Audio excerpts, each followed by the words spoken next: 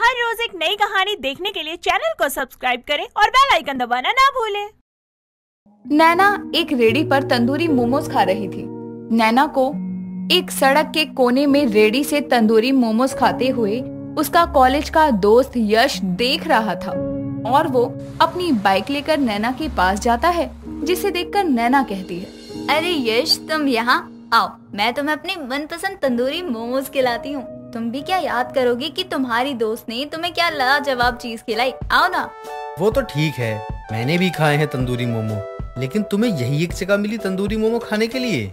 और नहीं तो क्या भाई, मैं तो ऐसी ही हूँ। मुझे जहाँ तंदूरी मोमोज दिखेंगे मैं तो वहीं खड़ी हो जाती हूँ। तुम्हें और कोई दुकान नहीं दिखी क्या?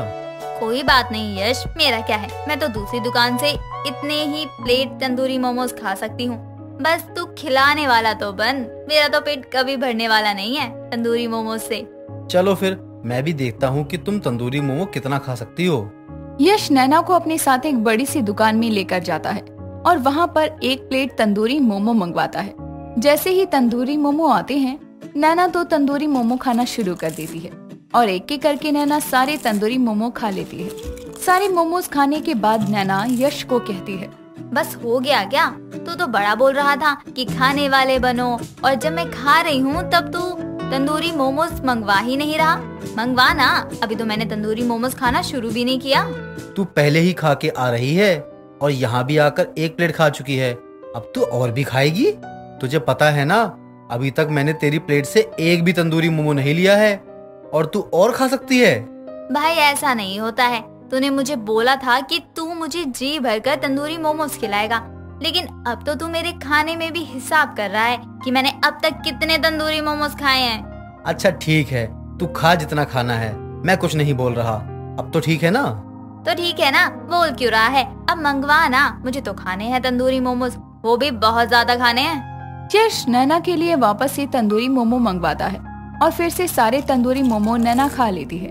नैना को तंदूरी मोमो इतने पसंद थे कि वो एक के बाद एक करके काफी ज्यादा तंदूरी मोमोज खा चुकी थी, लेकिन फिर भी नैना थकी नहीं थी तंदूरी मोमो खाने से। लेकिन एक समय के बाद यश ही मना कर देता है, जिसके बाद नैना वहाँ से वापस अपने घर चली जाती है। घर आते ही नैना की माँ कौशल्या नैना से कहती है, आज तुझे लड़के वाले देखने आ रहे थे और तू आज के दिन भी गायब हो गई। मैं तुझे यहाँ वहाँ ढूंढ रही थी, अब बताएगी भी कि तू आखिर गई कहाँ थी मुझे बिना बताए? माँ, मुझे ना तंदूरी मोमोज खाने का बहुत मन था, इसलिए मैं वही खाने चली गई और मेरे ध्यान में ही नहीं रहा कि मुझे आज लड़के वाले देखने आ रहे हैं। यहाँ तेरे रिश्ते की बात चल रही है और तुझे मोमोज खाने की पड़ी है। अरे रोज तो तू खाती ही है, ये सब बेकार की चीजें, एक दिन नहीं खाती तू तो कुछ बिगड़ जाता क्या तेरा? माँ, अब होनी को मेरा तंदूरी मोमोज के लिए प्यार तो कोई भी नहीं बदल सकता ना। मुझे तंदूरी मोमोज कितने पसंद है, आप ये बात जानती हो। अगर मुझे घर पर रोकना था तो आपको आज तंदूरी मोमो मंगवाने चाहिए थे ना। हाँ, तेरे लिए ही तो मैं ये सब करूँ। वो तो अच्छा हुआ मैंने लड़के वालों से ये बोल दिया कि तू मंदिर गई है, इसलिए तेरा रिश्ता पक्का हो गया। उन लोगों को तू तो फोटो में ही पसंद आ गई थी, उन्होंने पहले ही बोला था कि उन्हें लड़की पसंद है। देखा माँ, मैंने तो अपनी तंदूरी मोमोज से भी समझौता नहीं किया और मेरा रिश्ता भी पक्का हो गया। आप भी ना खामखा ही चिंता करती रहती हो। नैना का रिश्ता तय हो जाता है, जिस बात से उसकी माँ काफी ज्यादा खुश होती है। कुछ ही दिनों में नैना की एक बहुत ही अच्छे लड़के से काफी धूमधाम से शादी होती है। शादी के बाद नैना अपने ससुराल का बहुत अच्छे से ध्यान रखती है और उसे संभालती है। एक दिन नैना बाजार गई हुई थी तो उसे बाजार में एक जगह तंदूरी मोमोज दिखते हैं, जिसे देखकर नैना काफी सारे तंदूरी मोमो घर ले आती है और खाने लगती है। कुछ देर बाद नैना की सास माला आती है और इतने सारे तंदूरी मोमोज देखकर बोलती है, ये सब क्या है बहू? तू इतने सारे मोमोज क्यों लेकर आई है घर पर? क्या तेरे कोई दोस्त आने वाले हैं? नहीं माँ जी, ये सब तो मैं अपने लिए लाई हूँ और ये बस मोमोज नहीं है, तंदूरी वाले मोमोज है। आप भी खाओगी ना माँ जी तो बहुत अच्छे लगेंगे आपको। बहू, इतना मैदा खाएगी तेरे पेट में दर्द होगा बाद में काफी। माँ जी, कुछ नहीं होता, ये सब लोग जो भी बकवास करते हैं ना, वो ना तो खुद खाते हैं और ना ही किसी को खाने देते हैं। अब बहू को खाने पीने के लिए क्या ही टोकूं? बहू तो इतने टाइम बाद खुली है, उसे जो खाना है मैं उसे खाने देती हूँ। उसकी भी तो मर्जी होनी चाहिए ना। माला नैना को ज्यादा कुछ नहीं बोलती और उसे खाने देती है। ऐसे ही कई दिन निकल जाते हैं। नैना अब तो रोज ही तंदूरी मोमोज खाने लगती है और ये सब नैना का पति और सास लगातार देख रहे थे। कुछ दिनों बाद नैना अपने पति अंकित के साथ बाहर डिनर डेट पर जाती है, जहां अंकित नैना का हाथ पकड़ता है और बोलता है, नैना तुम बहुत ही प्यारी हो। भले ही मैं हमारी शादी के बाद बोल रहा हूँ, लेकिन सच में मुझे तुमसे बहुत प्यार हो गया है। अंकित मुझे भी बहुत प्यार है, लेकिन तंदूरी मोमोज से हमें डेट पर आए हुए कितना टाइम हो गया। चलो ना अब हम चलकर कुछ खाते हैं। तो मुझे ना बहुत जोर से भूख लगी है। अच्छा ठीक है, बताओ क्या खाओगी? मैं तुम्हारी पसंद का ही खाना मंगवाऊंगा आज। तुम मुझे बोल रहे हो कि प्यार करते हो और तुम्हें ये भी नहीं पता कि मुझे क्या पसंद है। नहीं यार नैना, तुम फिर से तंदूरी मोमो खाने को बोलोगी? मुझे नहीं खाना। तुम पक नहीं जाती हो क्या एक ही चीज को बार बार खाकर? चलो मैं तुम्हें राजमा चावल खिलाता हूँ। तुम मुझे यहाँ डेट पर राजमा चावल खिलाने लाए हो? मतलब सच में? एक काम करो, अब तुम खुद बैठकर ये राजमा चावल खाओ। मैं तो जा रही हूँ तंदूरी मोमोज लेकर घर। तुम बस तंदूरी मोमो की वजह से हमारी डेट ऐसे ही छोड़कर जा रही हो? हम कोई सिंगल कपल नहीं है जो डेट पर जाए। हम शादीशुदा हैं और अगर मैं यहाँ रुकूं भी ना तो क्यों रुकूं? तुम क्या मेरी मन की कर रहे हो? तंदूरी मोमोज ला रहे हो? नहीं ना, तो फिर मत बोलो मुझे रुकने के लिए। नैना इतना बोलकर अपने घर चली जाती है। अंकित को नैना पर काफी ज्यादा गुस्सा आता है और वो भी घर जाता है। इसके बाद नैना और अंकित में ज्यादा बात नहीं होती। दिन निकल जाते हैं, लेकिन नैना की तंदूरी मोमोज खाने की आदत अब तक नहीं जा रही थी और वो ऐसे ही तंदूरी मोमोज खाती रहती। एक दिन माला नैना के लिए खुद से तंदूरी मोमोज बनाती है और नैना को खाने के लिए दे देती है। जैसे ही नैना वो मोमो खाती है तो उसमें से कीड़ा निकलता है, जिसे देखकर नैना वो तंदूरी मोमो वहीं फेंक देती है और अपनी सास से कहती है, माँ जी ये मोमोज आप कहीं से लाई हो या खुद बनाए हैं? मतलब मेरे मोमो में बड़ा बड़ा कीड़ा निकला है। बहू मैं कैसे बनाऊंगी? मुझे तो बनाना ही नहीं आता। तुझे तंदूरी मोमोज इतने पसंद थे तो इसलिए मैं तेरे लिए खुद दुकान से जाकर ये तंदूरी मोमोज लेकर आई हूँ। लेकिन मुझे समझ नहीं आ रहा कि इस मोमोज में ये कीड़ा कहाँ से आया। माँ जी कोई छोटा कीड़ा नहीं था, बल्कि बहुत बड़ा था।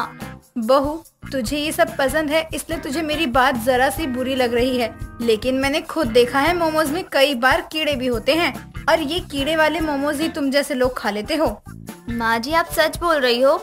बहू मैं झूठ क्यों बोलूंगी? मुझे झूठ बोलकर क्या मिलेगा? जो सच है वही बता रही हूँ। अब तो तूने खुद भी देख लिया कीड़ा, बाकी तेरी मर्जी है आगे की। नहीं नहीं, अब मैं तंदूरी मोमोज क्या, मैं तो नॉर्मल मोमोज भी ना खाऊं। चलो बहू के सर से तंदूरी मोमोज का भूत तो उतरा और मेरा मोमोज में कीड़ा डालने का आइडिया भी बहुत अच्छा रहा।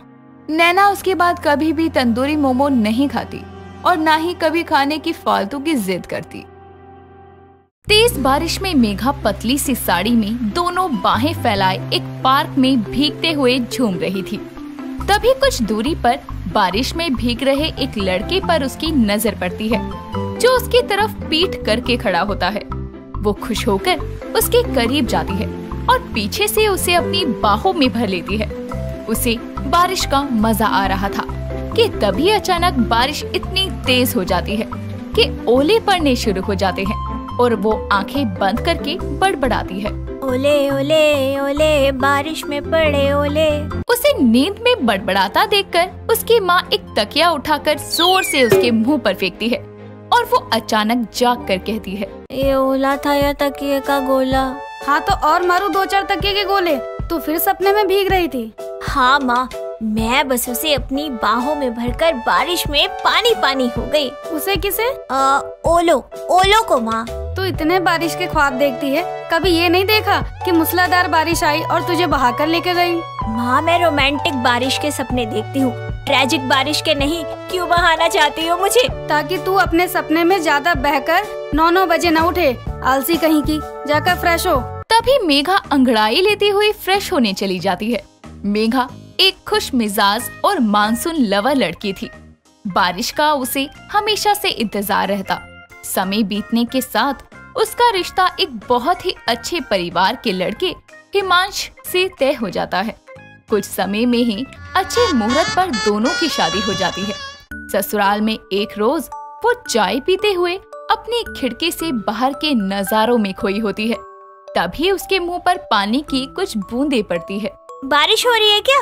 हाँ, तेरे ख्यालों में बहू। अरे बारिश अगले महीने होगी, अभी तो कड़ी धूप खिली हुई है। और कहाँ खोई है? मेरी आवाज तेरे कानों में नहीं जा रही क्या? सासू माँ, वो मुझे इस बार होने वाली बारिश का बेसब्री से इंतजार है, बस उसी के बारे में सोच रही थी। तूने कौन सी फसल बोई है जिसकी उपज के लिए तुझे बारिश का इंतजार है? ओहो सासू माँ, बारिश का इंतजार क्या बस किसानों को ही रहता है? नहीं ना, हम जवानों को भी रहता है। और ससुराल में तो ये मेरी पहली बारिश है। ससुराल की पहली बारिश, ये बोलकर तो तूने मुझे अपने दिन याद दिला दिए। तुझे पता है बहू, मुझे बारिश से बड़ी नफरत थी, पर जब ससुराल में मेरा पहला मानसून आया तो तेरे ससुर जी ने तो छत पर भीगते हुए मुझे बारिश में गले लगा लिया था। सच्ची सासू माँ, हाउ रोमांटिक। हाँ, वो बात अलग है कि उसके बाद सासू माँ ने बारिश में भीगने के लिए मुझे इतने ताने सुनाए कि ससुराल की वो पहली बारिश मेरे लिए आखिरी बारिश हो गई।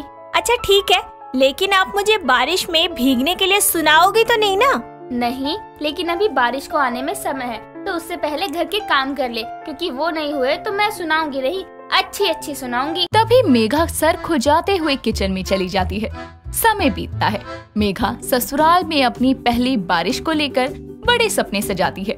बारिश में भीगने के लिए नेट वाली साड़ी तक खरीद लेती है। एक दिन जब वो किचन में काम कर रही होती है, तभी जोर से बादल गरजते हैं और वो खिड़की से देखती है तो आसमान में बादल छाए होते हैं। लगता है बारिश आने वाली है। हाय दैया, मैं यहाँ सब्जी काटने में लगी हूँ।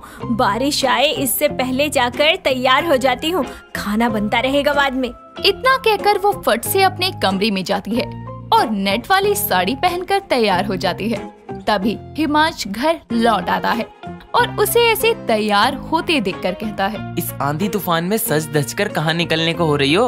अरे वाह, आप भी आ गए।